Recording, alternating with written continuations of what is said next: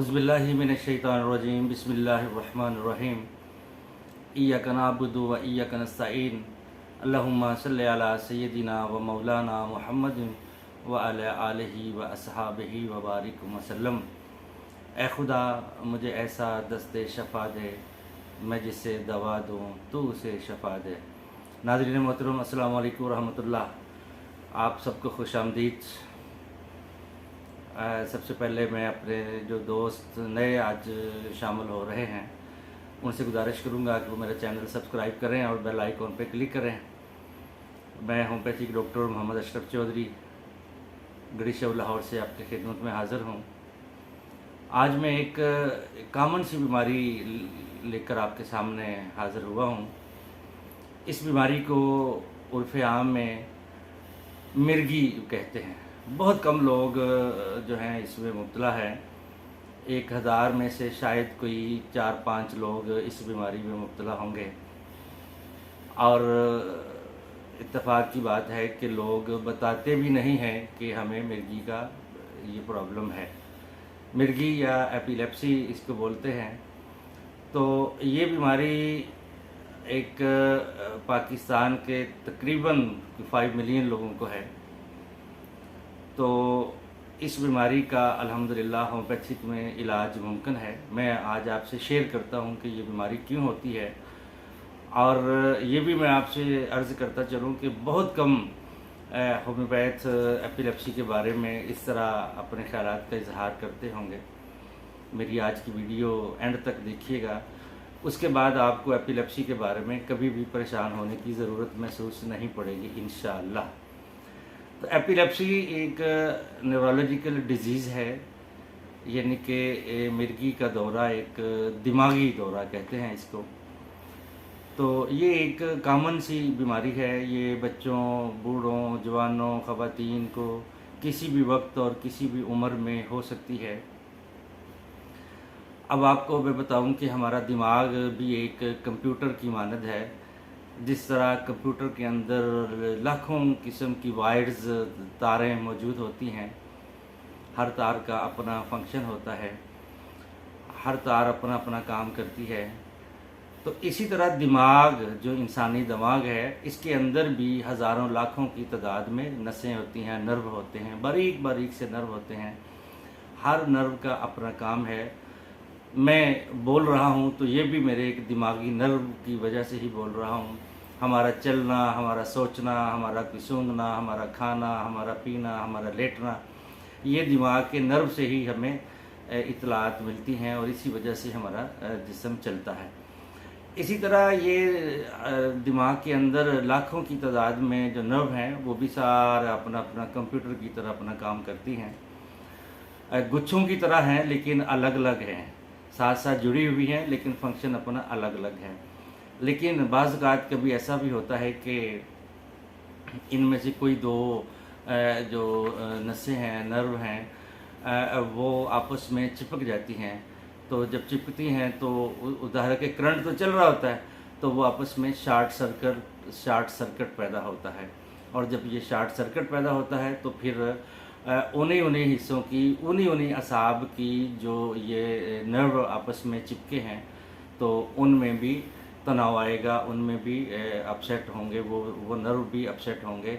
तो इसी को ही उर्फ़े आम में हम मिर्गी बोलते हैं। ये कम होता है लेकिन इसका जो अटैक है, इसका जो दौरा है, वो 2 सेकंड का, 5 सेकंड का, 2 मिनट का या 5 मिनट तक ज़्यादा से ज़्यादा होता है।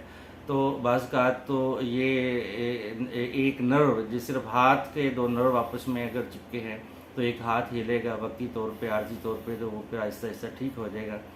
बाज़ औक़ात ये वायर्स ज़्यादा चिपक जाती हैं तो सारे जिस्म के असाब जो हैं वो कंट्रोल से बाहर हो जाते हैं।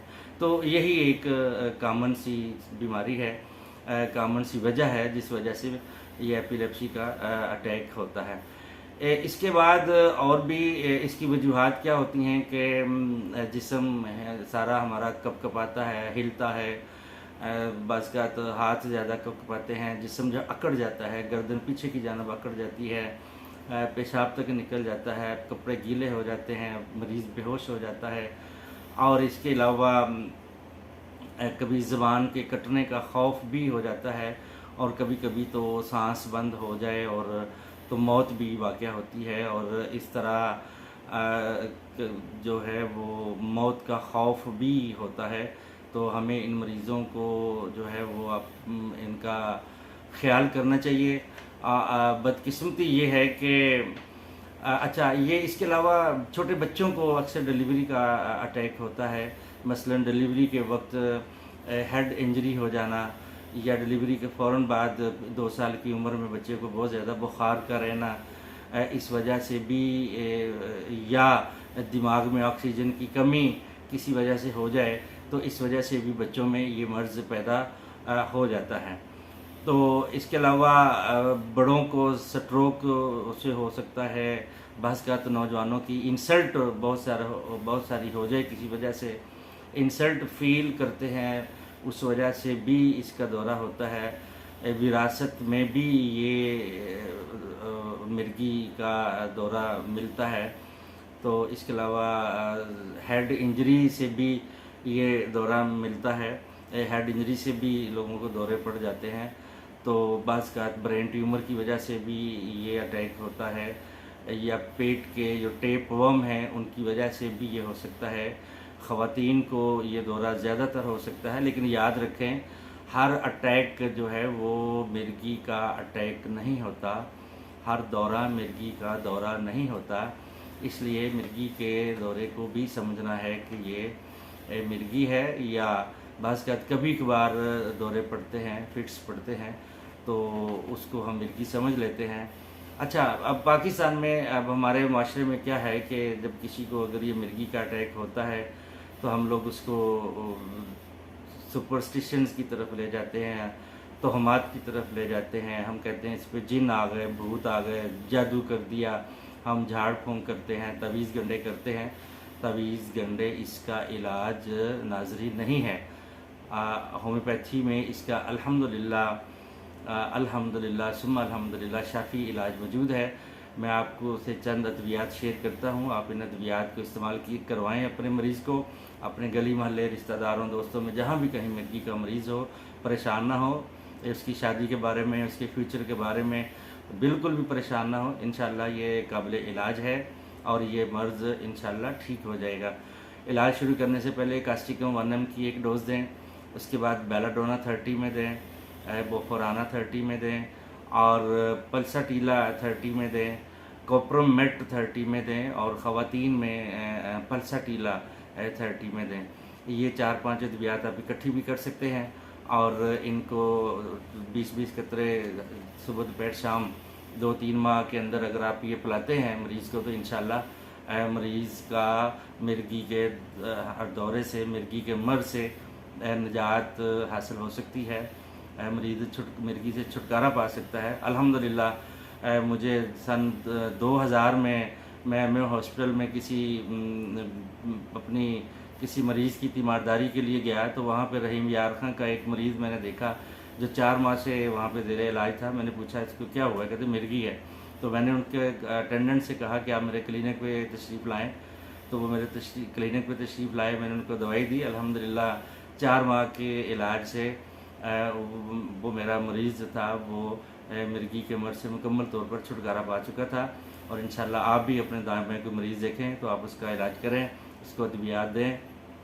अगर आप अद्वियात ना दे सकते हो तो मुझे मेरी तरफ रेफ़र करें। मेरा व्हाट्सएप नंबर है 033342290502। इंशाअल्लाह मरीज़ शफ़ायाब होगा। मैं आपको अद्वियात डोर स्टेप तक भी पहुंचा सकता हूं। इख्तिताम करते हैं, अपना ख्याल रखिएगा।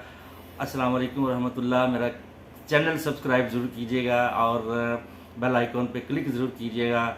अस्सलाम वालेकुम। होम्योपैथी जिंदाबाद एंड पाकिस्तान पाइंदाबाद। अस्सलाम वालेकुम रहमतुल्लाह।